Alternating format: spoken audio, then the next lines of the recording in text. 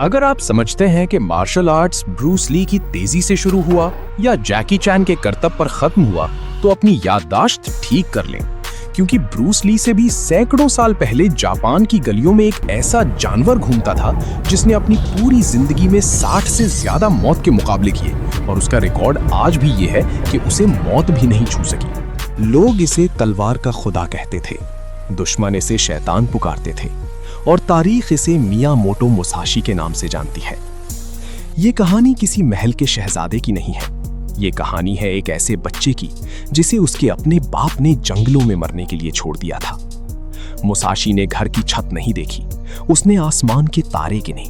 उसने लकड़ी के खिलौनों से नहीं खेला, बल्कि वो कुत्ते और भेड़ियों के सामने लकड़ी का डंडा लेकर खड़ा हो जाता था।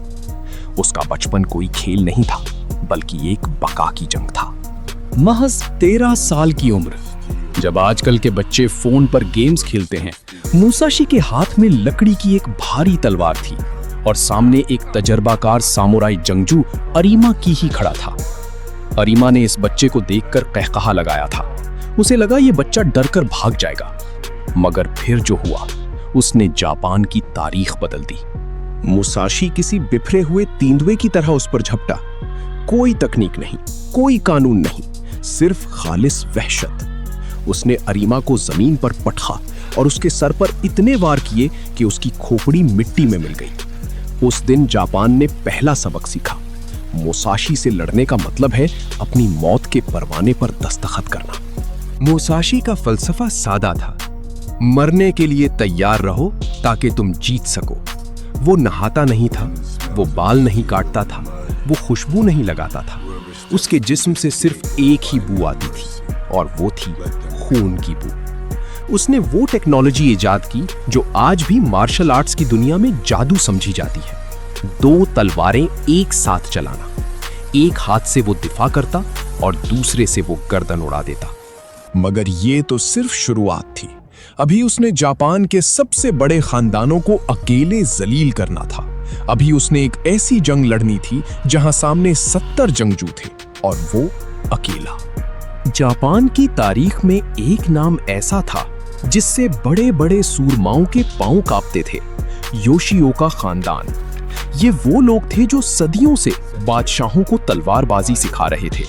उनका गुरूर आसमान को छूता था, मगर उन्हें नहीं मालूम था कि एक आवारा गर्द रोनन उनके इस गुरूर को कब्रिस्तान बनाने आ रहा है। मुसाशी ने अकेले उनके पूरे खानदान को चैलेंज कर दिया। ये पागलपन था या खुदकुशी? दुनिया हंस रही थी, मगर मुसाशी के चेहरे पर सिर्फ एक वहशी मुस्कुराहट थी। पहले उसने इनके सबसे बड़े उस्ताद को हराया, फिर दूसरे भाई को धूल चटाई। योशियो का खानदान जलील हो चुका था, उनकी इज्जत खाक में मिल चुकी थी। अब उन्होंने फैसला किया कि वो उसूलों से नहीं बल्कि धोखे से लड़ेंगे। उन्होंने मुसाशी को एक ऐसी जगह बुलाया जहां उन्होंने 70 मुसल्ला जंगजू छुपा रखे थे। प्लान सादा था। जैसे ही मुसाशी अकेला आएगा, उसे तीरों और तलवारों से छलनी कर दिया जाएगा। लेकिन मुसाशी कोई आम इंसान नहीं था। वो एक साए की तरह सोचता था। वो मुकर्ररा वक्त से घंटों पहले वहां पहुंच गया और झाड़ियों में छुपकर तमाशा देखने लगा। जैसे ही योशिओका का छोटा वारिस अपने महाफिजों के साथ वहां पहुंचा, मुसाशी अंधेरे से एक भूत की तरह निकला।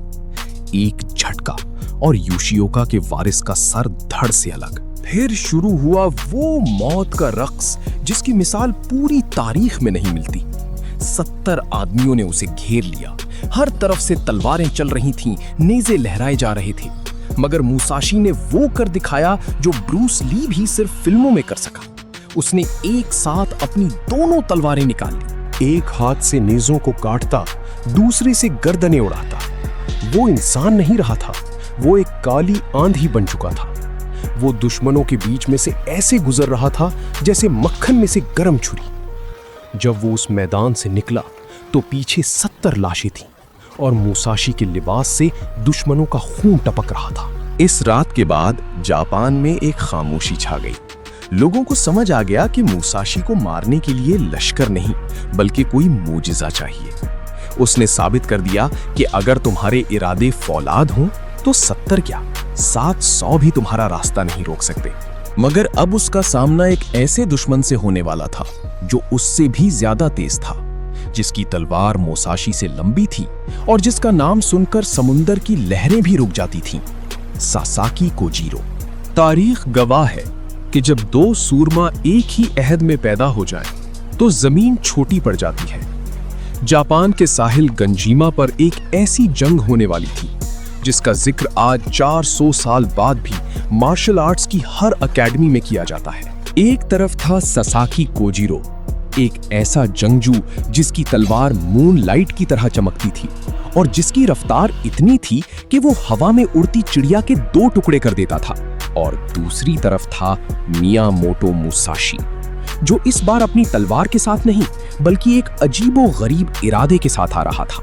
मुकाबले का वक्त तय था, सूरज निकलने का वक्त। कोजीरो साहिल पर खड़ा इंतजार कर रहा था। उसका गुस्सा बढ़ता जा रहा था, मगर मुसाशी गायब था। 1 घंटा गुजरा, 2 घंटे गुजरे। दुनिया समझ रही थी कि मुसाशी डरकर भाग गया है, लेकिन मुसाशी एक छोटी सी कश्ती में साहिल की तरफ आ रहा था। और जानते हो वो क्या कर रहा था? उसने अपनी तलवार नहीं निकाली, बल्कि कश्ती के लकड़ी के एक टूटे हुए चप्पू को अपनी छोटी सी छुरी से तराश कर एक लंबा डंडा बना रहा था। ये पागलपन था। दुनिया के बेहतरीन तलवारबाज के सामने एक लकड़ी का टुकड़ा। जैसे ही मुसाशी कश्ती से साहिल पर उतरा, कोजीरो गुस्से में पागल होकर चिल्लाया और अपनी लंबी तलवार न्याम से बाहर निकाली।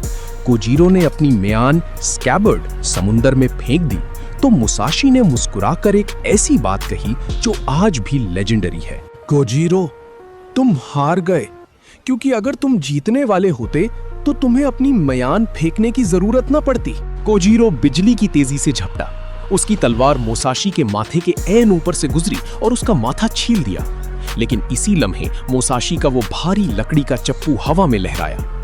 वो तलवार की काट नहीं थी, वो एक हथौड़े की चोट थी। मोसाशी ने लकड़ी के उस डंडे से कोजीरो के सर पर ऐसा वार किया कि जापान का सबसे बड़ा शहजादा वहीं ढेर हो गया। कोई खून की नदी नहीं बही, सिर्फ एक जर्ब और कहानी खत्म। मोसाशी ने कोजीरो की लाश को देखा, एक गहरा सांस लिया और अपनी कश्ती में बैठकर वापस चला गया। उसने साबित कर दिया कि जंग तलवार से नहीं, दिमाग से जीती जाती है।